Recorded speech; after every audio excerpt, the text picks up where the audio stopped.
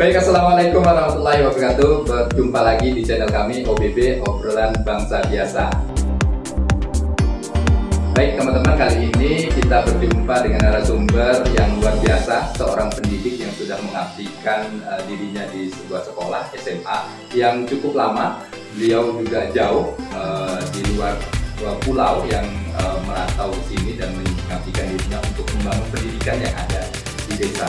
Oke, selamat datang Pak Indra No. Ya, lebih enak dipanggil Bapak ya. Pak Indra. Tapi wajahnya saya kalah muda ini.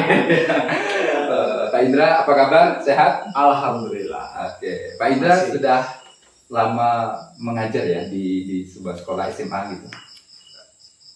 Jadi sedikit cerita dulu ya. Berkaitan dengan mengajar, saya sudah mungkin 14 tahun. 14 tahun? Iya, dari 2009 sampai 2023 ini di sebuah sekolah SMA di desa Terentang ini lah. Jadi waktu itu pun juga ada beberapa kawan, sekarang sudah pada sukses lah. Karena ada yang jadi kepala sekolah. Kepala sekolah. Mungkin ada juga yang di dinas pendidikan gitu. Iya, udah luar biasa. Jadi ya saya masih di sini saja. Apa nih motivasinya Pak? Kok mungkin nggak ingin berkembang mungkin sama dengan temannya di jenjang yang lebih tinggi gitu kan? Iya, pada intinya kalau di sini masih sangat membutuhkan lah tenaga pendidik yang mungkin bisa mendidik anak-anak terentang khususnya gitu, anak desa di sini. Karena dengan pendidikan itu saya bisa menjadikan ya suatu saat bekal saya pahala untuk saya ke depannya gitulah.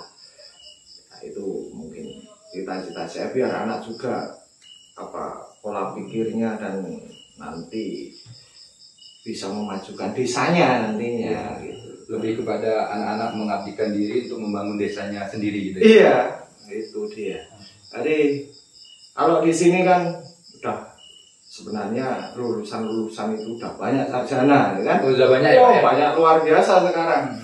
Jadi saya ngajar itu juga ada juga kok yang telah menjadi perwira di TNI. Ada juga yang sekarang menjadi kepala desa.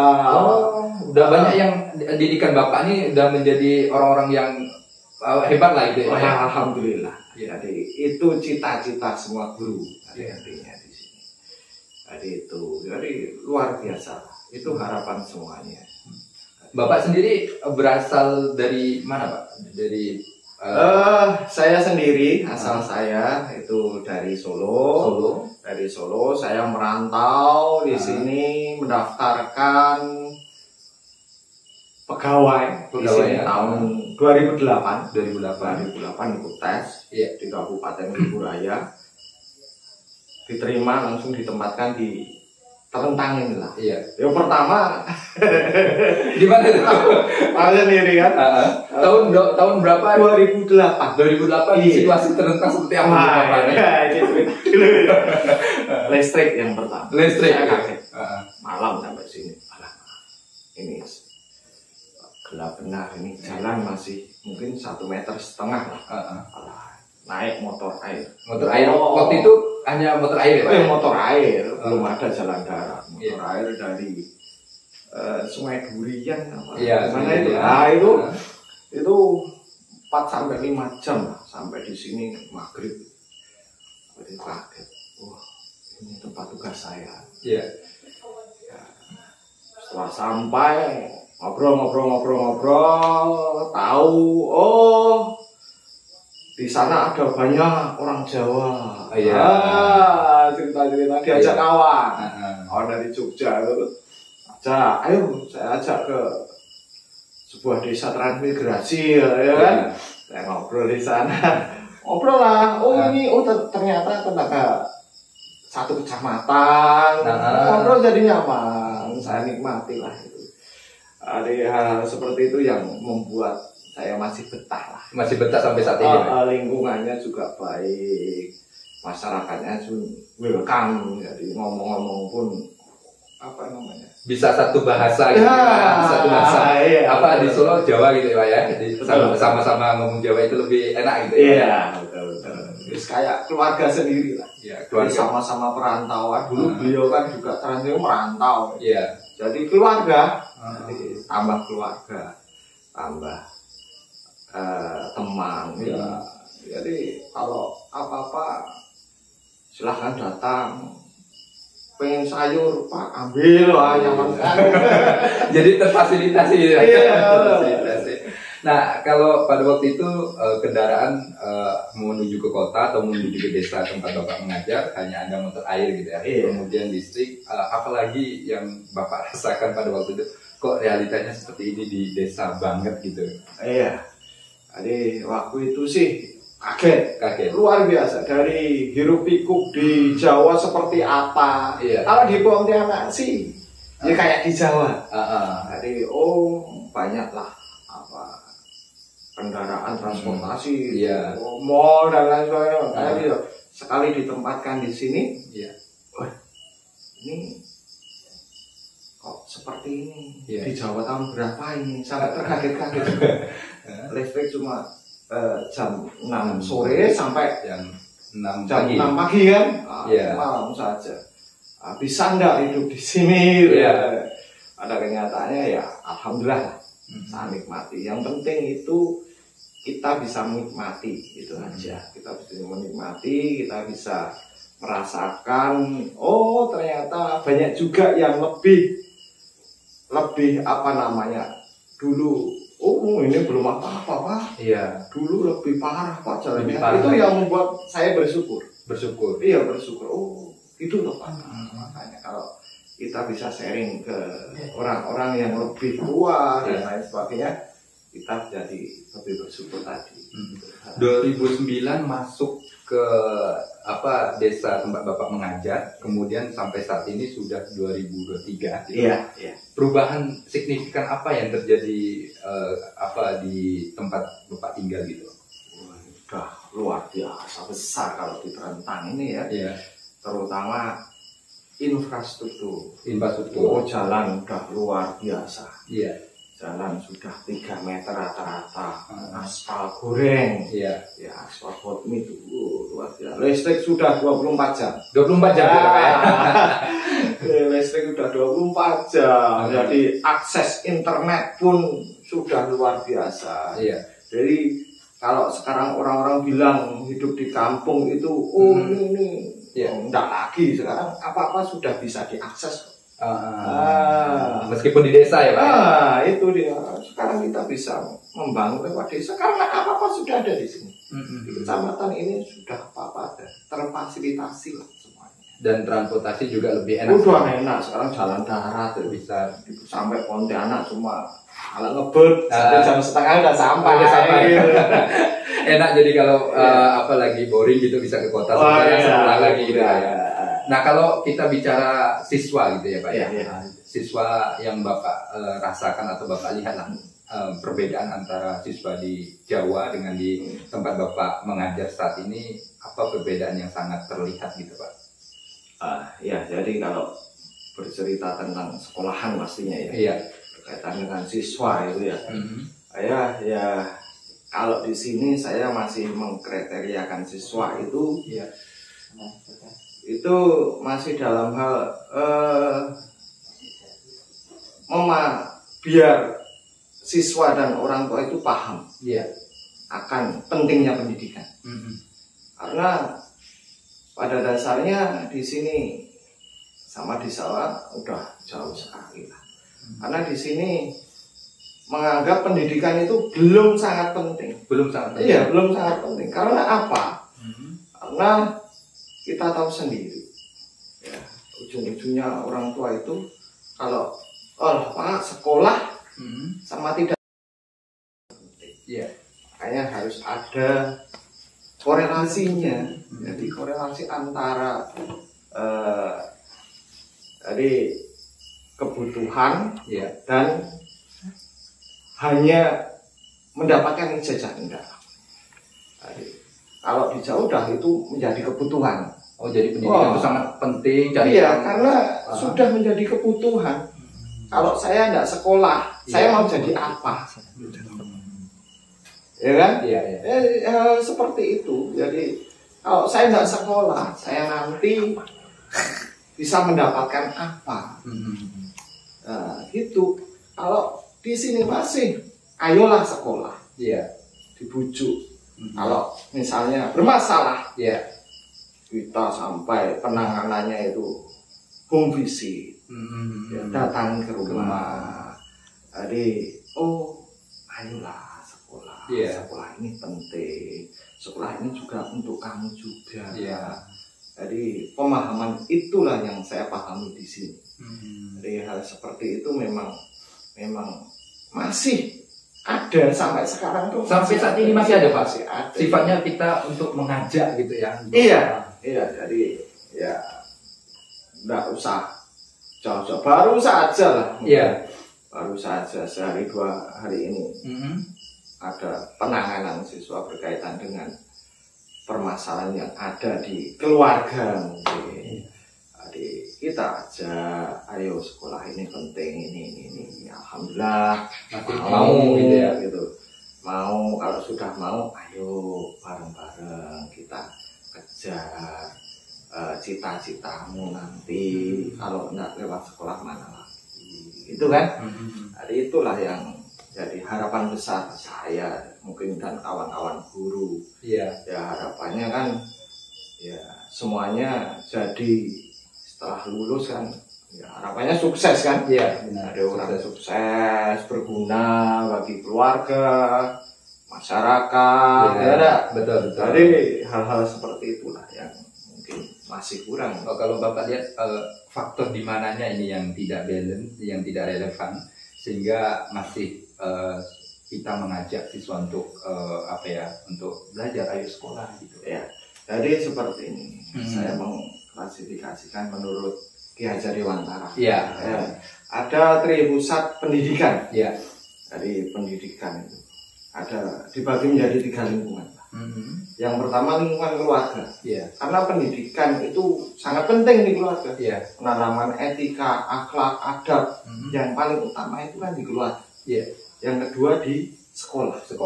Yang ketiga di lingkungan masyarakat. Iya. Ya, hari itu saya utarakan dulu di keluarga. Dukungan keluarga sangat penting bagi anak. Di tingkat usia dini, ya sekolahkan di TK. Karena apa? Kalau di usia dini sudah mengenal pendidikan, menanamkan etika-etika di keluarga. Oh, ayo sebelum makan berdoa dulu. Iya. Ya kan? Hal-hal yang itu kecil tapi bermanfaat nantinya. Ya. Karena apa? Karena hal-hal yang kecil itu nanti akan bisa berpengaruh besoknya. Iya. Jadi itu di keluarga. Karena kalau 3 ini dipisahkan, ya tidak akan berhasil pendidikan anak itu. Iya. Ya kan? Kalau misal di sekolah, oke, kita sudah menekankan disiplin, menekankan, oh ini penting pendidikan, tapi orang tuanya juga tidak ada dukungan. Iya. Ya kan? Masyarakatnya, saya pernah kasus cerita sedikit ya. Iya. Jadi ada anak bermasalah. Ada anak bermasalah, saat temui orang tuanya, jawabnya juga, oh Pak, ujung-ujungnya cari uang. Oh. Saya temui pihak desanya. Pak, ya itu tokoh masyarakat. Udah saya bujuk, anaknya pengen kerja. Kita sudah permasalahan seperti itu sudah mentok. Iya, mentok.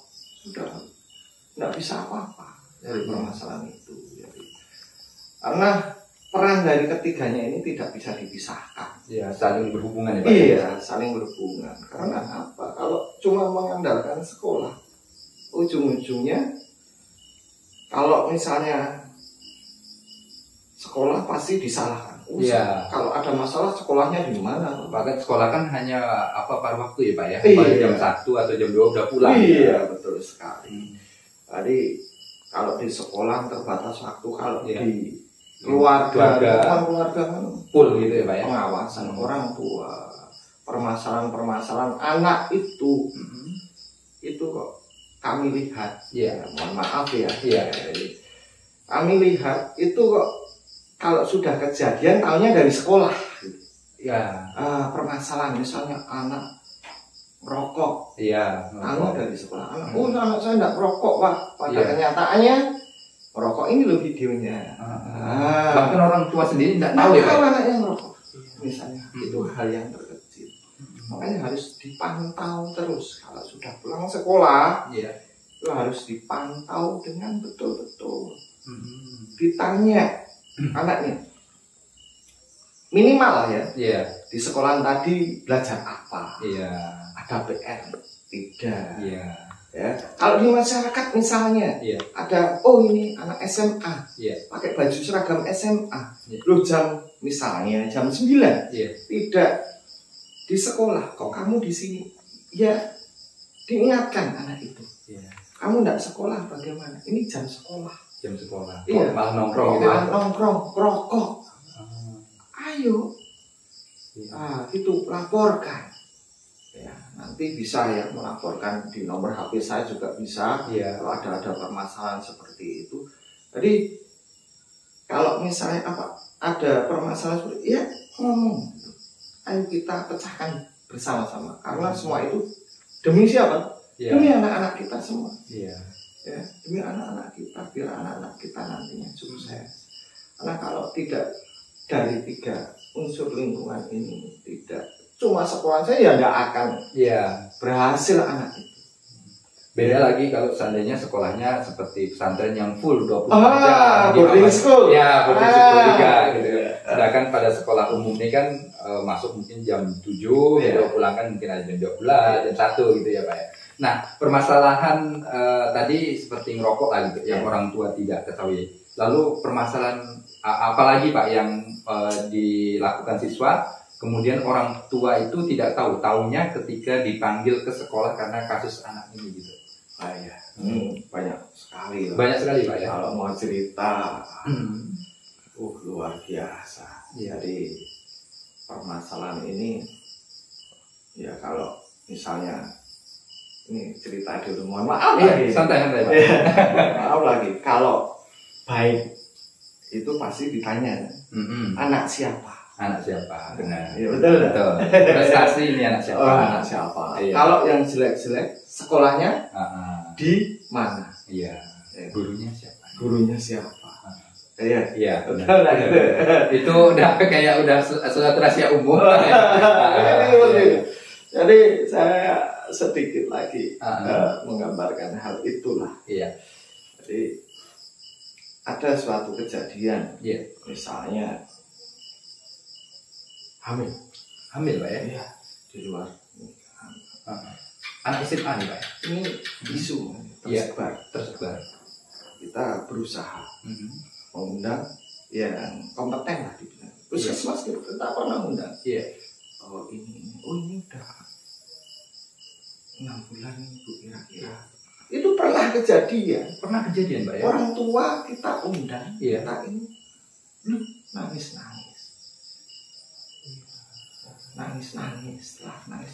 Anak saya kok bisa seperti ini? Loh, kan nggak mungkin melakukannya di sekolah ya. Loh, kok malah bertanya? Sementara Bu, setiap hari itu anaknya dipantau. Ya, saya bilang tadi, bukan hanya sekolah. Pada kenyataannya, keluarga juga sangat penting untuk memantau anaknya, memberitahu anak, jas anak. Ini dosa, ya kan? Ini tidak boleh. Ini yang boleh. Kan hal seperti itu yang harus ditekankan mulai dari dini tadi. Kalau sekarang orang tua saja sudah istilahnya kalah dengan anak. Pernah suatu kali kita saya tanya, Bu, pernah enggak mengecek HP anak? Pak, sekarang anak canggih-canggih Pak, ada kuncinya, enggak bisa buka. Itu alasan yang bagaimana ya menurut saya itu dilema. Sementara Ya namanya anak kan masih pantauan orang tua, mbok ya jam HP dicek, Iya. ya HP dicek, coba diteliti. Mana HP-mu? Saya cek. Iya. Apa saja isinya. Karena apa? Sekarang smartphone itu luar biasa. Bisa mengakses semuanya. Ya kan? Dari yang dikunci bisa terbuka, Jadi situs-situs gitu ini Pak ya. cerita lagi. Iya. Cerita lagi berkaitan dengan kehamilan. Iya. Karena ada korelasinya ini. Mm-hmm. Di tingkat remaja, mungkin SMP, SMA. Iya. Silahkan tanya lah. Iya. Silahkan bertanya. Kalau saya sebagai guru, Iya. saya sering dalam pelajaran saya ada itu. Jadi, saya bertanya kepada anak, ada yang belum pernah nonton film porno? Iya. Apa jawabannya? Saya pernah bertanya itu.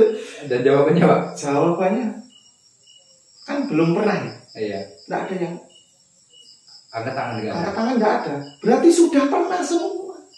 sudah pernah Satu semua. kelas. Nah, kalau korelasinya sekarang Iya. pernah nonton film porno, Iya. dia punya pacar. Apa? Ada rasa ingin melakukan, mencoba gitu ya Pak ya. Itu dia. Maka dari itu pantauan orang tua terhadap smartphone-nya, ditanya, oh kamu punya pacar belum? Iya. Kalau saya malah tidak setuju Iya. sekali. Kamu nggak usah pacaran dulu. Jodoh rezeki mati sudah ada yang mengatur. Kan itu, Iya. ya kan? Jadi itu nggak usah sekarang nonton film porno punya pacar. Apa toh yang dipikir? Saya setiap ini kejadian. Iya. Kejadian nikah di usia dini dan lain sebagainya. Itu setiap liburan, habis liburan kok ada kejadian. Ada kejadian. Ada cerita digerebek lah. Digerebek sampai Pak ya. Iya. Yang terjadi antara sama-sama satu sekolah atau Beda biasanya. beda-beda gitu ya. Iya, beda. Jadi yang laki-lakinya udah kerja, semuanya ini. Itu juga pantauan orang tua. Jadi kalau guru terbatas di jam ngajar. Jam ngajar terbatas sekali, jam 7, setengah 2 udah selesai. Iya. Pulang pantauan orang tua. Dan malam, kalau malam minggu itu Iya. pulang jam 11, kok ya nggak dicari. Kok ya dicari anaknya kemana. Ya, Iya. perempuan lagi coba. Jadi ini ya peran serta orang tua sangat-sangat penting terhadap permasalahan yang terjadi di sekolah. Iya. Karena itu masyarakat juga sebagai kontrol sosial. Iya. Kalau ada anak, oh kamu orang mana? Nongkrong di mana? Kamu orang, kok nggak pulang jam segini? Coba itu diterapkan di masyarakat. Karena semuanya itu demi siapa? Iya. Demi anak. Tentang anak kita juga. Nantinya dia tidak terjerumus hal yang kita tidak inginkan nanti. Iya. Jadi itu harapan semua sama lah ini. Anaknya pengen sukses, Iya. pengen berhasil. Ya, harapannya seperti itu. Kalau sudah seperti itu kejadian hamil dan lain sebagainya, tapi Langsung diberhentikan dari sekolah Pak. iya otomatis secara sosial dia malu kan. Iya. Malu dah. Wah, ini ya, kita keluarkan surat. Jadi berkaitan dengan pendidikan kita serahkan kepada orang tua gitu. Jadi kita surat itulah yang kita sampaikan ke orang tua. Kalau pengen melanjutkan lagi kan bisa.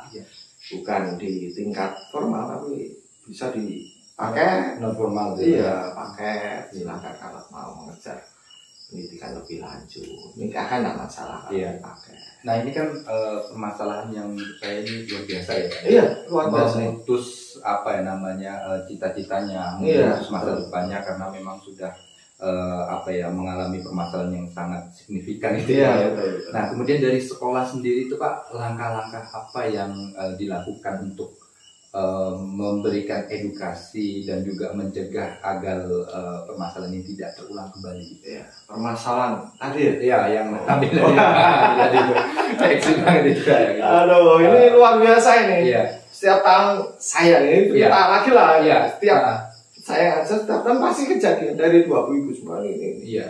Saya pernah kerjasama dengan pihak puskesmas berkaitan dengan edukasi, bahaya seks bebas, bahaya HIV/AIDS. Sudah pernah. Jadi sudah pernah semua kita lakukan. Berkaitan, ya saya berpesan ini ya.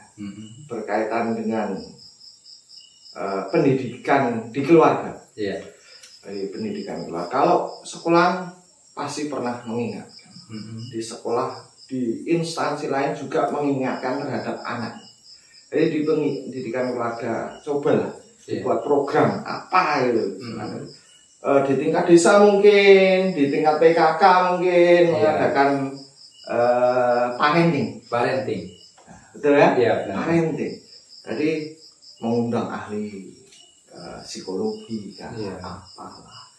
Oh, cara mendidik anak yang tingkat SD, tingkat SMP, tingkat SMA itu berbeda. Kalau di 10 tahun ke bawah mungkin masih perintah. Iya, betul. Tapi kalau udah 15 tahun di tingkat SMA itu kan menjadi sahabat. Iya, menjadi sahabat. Menjadi sahabat ya. Anak itu enak diajak ngobrol. Sementara anak mau cerita permasalahan dia malah dengan orang lain, bukan dengan orang tuanya. Iya. Kan gitu. Jadi parenting di tingkat desa-desa itu cobalah kerjasama. Iya. Lewat organisasi pemuda desa, ajukan proposal ke desa, undang orang ahli, ibu-ibu, bapak-bapak dikumpulkan. Parenting. Bagaimana mendidik anaknya waktu. Bagaimana menangani anaknya waktu. Sarjana psikologi datang, mendidik anak. Sebenarnya di YouTube itu banyak. Tapi kan beda lagi kalau kita datangkan ahli. Langsung tatap muka. Tatap muka, ada interaksi di dalamnya itu. Wah, lebih dapat. Itu. Jadi parenting itu luar biasa. Nah, ini kalau mau cerita, anak saya di kelas 4 SD saja sudah ada parenting. Sudah dapat tuh Pak ya? Sudah dapat. Jadi ngundang sarjana psikologi anak gitu. Jadi diundang. Oh ini loh Bu. Jadi seperti itu. Oh, kalau anak bertanya misalnya ini jawabnya seperti ini, diberitahu semuanya ini. Oh anak misalnya ini saja lah ya. Anak mens. Mens. Pendidikan seks awal itu kan. Mens. Rata-rata di sini anak taunya mens itu dari mana? Bukan dari orang tua. Dari mungkin temannya gitu ya Pak ya? Dari sekolah. Dari YouTube. Mens itu apa? Kan harusnya orang tua menjelaskan. Berarti banyak orang tua yang memang belum mengetahui ilmu-ilmu tentang anak ini gitu ya Pak. Sehingga kejadian-kejadian tidak semua orang tua sih. Tidak semua orang tua. Tapi pada kenyataannya saya tanya anak juga jawabannya seperti itu. Kamu tahunya mes dari mana? Dari YouTube Pak. Jadi tidak ada kedekatan emosional antara orang tua dan anak ini Pak ya. Mau cerita pun dengan orang lain. Kalau sekarang itu fenomenanya apa? Anak lebih memilih pacarnya daripada orang tuanya. Dan ini sangat berbahaya sekali Pak ya. Luar biasa bahaya. Nah kalau Bapak lihat Pak, apa yang terjadi di orang tua saat ini yang tidak bisa mengontrol dengan baik dari mengontrol anak-anaknya gitu Pak, yang Bapak lihat dari orang tuanya gitu. Sekarang kan malah orang tua itu terbalik ya kan? Masa orang tua takut dengan anak? Itu yang sering terjadi ya? Iya kan? Jadi takut kehilangan lah, takut inilah, nanti larilah, ini itu. Ya itu bisa ditangani sebenarnya kalau kita mempunyai kedekatan emosional. Kalau bapak anak ditanya ini, kamu misalnya kalau mengeluh dengan bapak ibu, coba ungkapkan gitu apa gitu. Jadi namanya kalau istilahnya itu kelayang ya. Iya, kelayang. Kelayang itu kan kalau ada kalanya di apa namanya? Ditarik dan ditarik. Iya. Akhirnya diulur sedikit, ditarik lagi, kan gitu. Jadi anak sesimpel itu kan harusnya. Oh, kalau marah ya marah. Iya. Saya melakukan di sekolah marah-marah, jadi sahabat. Gitu. Makanya apa-apa itu ngomong apa yang diungkapkan gitu. Karena semuanya di tingkat keluarga. Kalau terus berpikiran oke, di tingkat sekolah, di tingkat pendidikan formal, iya, itu penting. Iya, penting, luar biasa penting. Di situ ada mendidik, menanamkan etika juga di sekolah, iya. Menanamkan ilmu pengetahuan juga, mentransfer ilmu, pelajaran-pelajaran dia dapat, termasuk menstruasi ada di pelajaran biologi, iya. Diterangkan oleh guru biologi, iya, tapi di tingkat keluarga, peran keluarga lebih besar lagi ya Pak ya. Iya. Karena permasalahan seperti ini, ya rata-rata kejadiannya di luar sekolah. Iya. Sangat disayangkan ya sebenarnya Pak ya, di desa yang memang jauh dari kontaminasi di kota-kota yang sudah berkembang dan sebagainya, tapi itu terjadi di desa gitu ya Pak ya. Nah, ini selain tadi beberapa yang sudah Bapak sebutkan, juga termasuk dengan faktor keluarga, lingkungan masyarakat, dan juga perkembangan teknologi gitu ya. Adakah faktor psikologi seorang anak ini yang langsung ingin mencoba hal-hal yang baru, termasuk dengan kejadian yang terjadi hamilan tadi di usia anak seperti itu kan, rasa penasarannya tinggi. Oh iya, penasaran tinggi. Jadi setelah penasaran, contoh yang kecil adalah merokok. Iya. Kawannya merokok, cobalah ikut merokok. Ya kan? Oh, merokok nyandu. Iya. Nyandu nanti beli sendiri. Uang saku untuk beli rokok. Iya. Hal yang terkecil saja dari rokok tadi. Apa toh? Kita lihat lagi dari mencoba tadi, penasaran rasanya tadi. Anak-anak jadi kecanduan ujung-ujungnya, larinya terus lebih jauh lagi mungkin ke narkoba, larinya ke seks bebas, larinya ke hal yang menyangkut kriminal. Ya kalau misalnya rokok nggak bisa beli dan lain sebagainya, ya pertama ambil uang emaknya, diambil uang emaknya diam-diam gitu ya. Jadi secara psikologis ya, dari rasa penasaran itu timbul akibat dari anak-anak itu rasa ingin tahunya. Jadi ingin tahu hal-hal yang, kalau ingin tahu itu harusnya hal yang positif itu, jangan hal yang negatif itu. Iya, kalau besok silahkan disurvei, bahkan angkat apa berkaitan dengan siapa yang merokok, siapa yang pernah nonton film porno, siapa yang itu akan ketahuan ya Pak ya? Pada kenyataannya ini jangan semuanya menutup mata lah. Jangan semua menutup mata. Pada kenyataannya itu yang terjadi terhadap anak sekarang. Nih Pak. Iya. Jadi itu dari hal-hal yang terkecil tadi terus mencoba ini.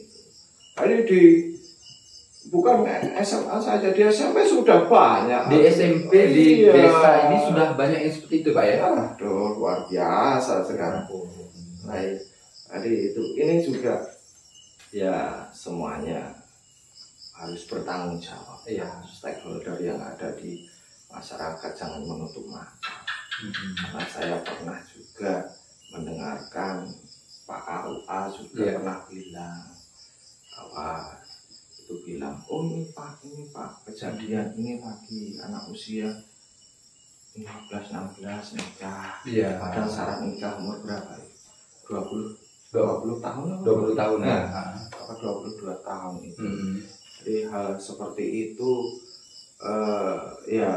semuanya lah harus bertanggung jawab, merasa mempunyai oh anak itu harus mengejar cita-cita, anak itu harus ya menggapai cita-citanya. Kalau Bung Karno bilang kan, bercita-citalah setinggi langit.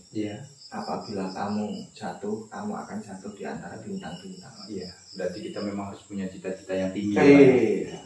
Nah, mungkin terakhir Pak ya, harapan Bapak terhadap pendidikan yang ada di desa, mungkin khususnya di SMA tempat Bapak mengajar itu seperti apa Pak? Ya, harapan ya luar biasa besar bagi kami sebagai pendidik di sini. Anak-anak ini kan agen of change, agen perubahan, nantinya bisa merubah desa, bisa merubah keluarganya. Lewat pendidikan mungkin bisa memutus jaringan rantai kemiskinan. Jadi harapan anak nanti bisa sukses. Sukses bukan hanya di dunia, sukses juga di akhirat nantinya. Jadi hal-hal seperti itu butuh juga kerjasama semua pihak, semua masyarakat. Ayo kita bareng-bareng, karena semua ini juga untuk anak-anak kita nantinya. Harapan pemerintah kan di 2030 ada generasi emas yang akan timbul di pendidikan sekarang. Itu bisa tercapai nantinya. Agar generasi anak-anak ini lebih baik. Betul sekali. Baik, semoga harapan-harapan dari Pak Indra yang merupakan tenaga pendidik yang sudah mengabdikan dirinya di sebuah desa, di SMA, bisa terwujud, dan semoga teman-teman yang menonton video ini terinspirasi dan kemudian beberapa hal tadi sebagai catatan, dan semoga tidak terulang di beberapa desa di tempat lain gitu ya Pak ya. Baik, terima kasih Pak Indra sudah menemani OBB pada malam hari ini, sebuah tokoh yang menurut kami ini sangat menginspirasi sekali, dari jauh-jauh di Pulau Jawa merantau ke sini hanya untuk mencerdaskan generasi-generasi yang ada di desa. Dan semoga Bapak selalu diberikan kesehatan, kemudian kemudahan untuk mengerjakan sesuatu hal dan terus bersemangat mendidik anak-anak yang ada di desa ya Pak ya. Baik, terima kasih Pak Indra, dan kita akhiri perbincangan podcast kita pada malam hari ini, dan kita akan berjumpa lagi di lain waktu. Terima kasih. Assalamualaikum warahmatullahi wabarakatuh. Waalaikumsalam.